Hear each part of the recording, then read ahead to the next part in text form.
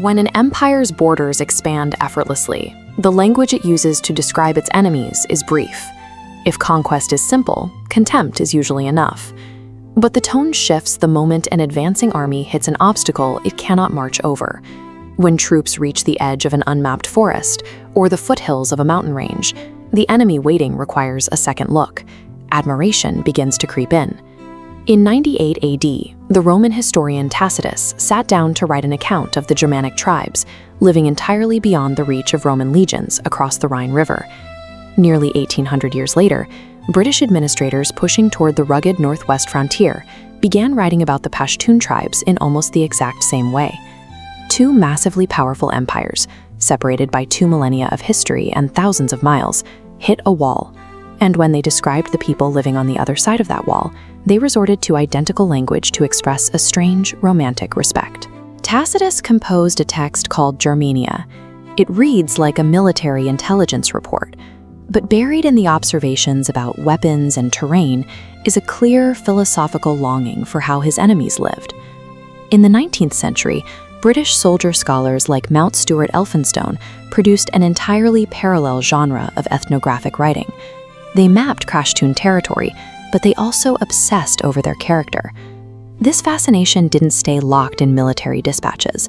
It bled into popular culture, heavily influencing writers like Rudyard Kipling, whose stories of the frontier reveal deep imperial anxieties. It creates a stark psychological paradox. The empire condemns the border tribe as primitive, barring them from polite civilization, while simultaneously pointing to those exact same people to highlight everything wrong with life back in the capital. To the Romans and the British, the landscape itself acted as a moral furnace. The freezing, dense forests of Germania and the starved, jagged peaks of the Pashtun frontier were viewed as environments that burned away weakness and forged total independence. If hard land produced hard men, then soft land produced soft men. The imperial centers of Rome and London were defined by abundance, strict laws, and domestic comforts, forces the colonial writers worried were quietly softening their citizens. This anxiety fueled an intense focus on the physical bodies of their enemies. Both Tacitus and British administrators routinely described the tribesmen as tall, fair, highly formidable in battle, and carrying a dignified bearing you couldn't find in a modern city. Even when officially condemning acts of rebellion, officers struggled to hide their awe. A British administrator might label an uprising as treacherous in one paragraph and praise the incredible courage of the fighters in the next. The barbarians' physical vitality served a specific purpose for the conqueror. It stood as living, breathing proof of a moral health the empire suspected it had sacrificed in exchange for luxury.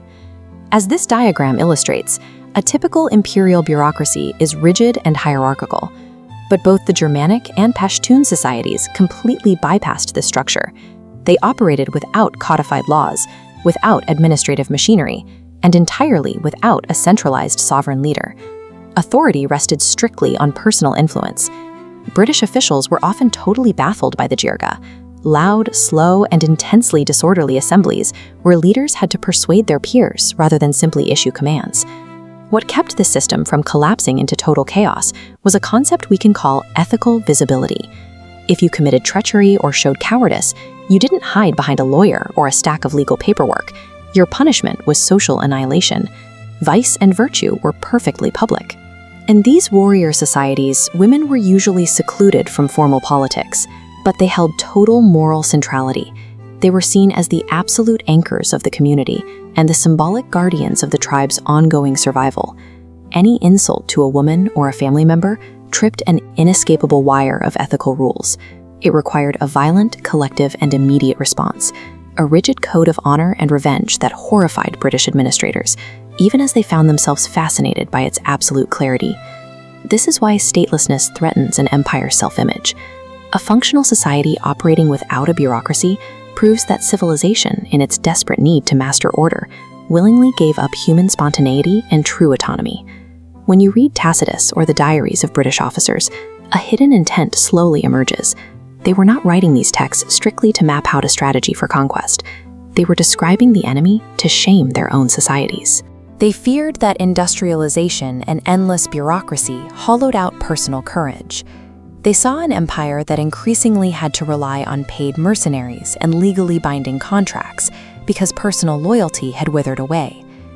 The primitive warrior at the edge of the map is never really an outsider.